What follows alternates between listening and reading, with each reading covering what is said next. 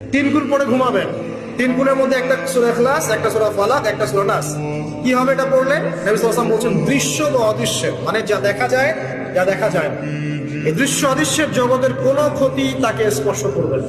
আর এটা যখন রাতে পড়বেন তখন এভাবে পড়বেন, একবার সূরা ইখলাস কুল হুয়াল্লাহু আহাদ, তারপর সূরা ফালাক কুল আউযু বিরাব্বিল ফালাক, তারপর সূরা নাস কুল আউযু বিরাব্বিন নাস করে দুই হাত একত্রিত করে ফু দিবেন, দিয়ে মাথা থেকে নিয়ে এভাবে পুরো মাথা থেকে নিয়ে পুরো বডি এভাবে মাসাজ করবেন, এভাবে।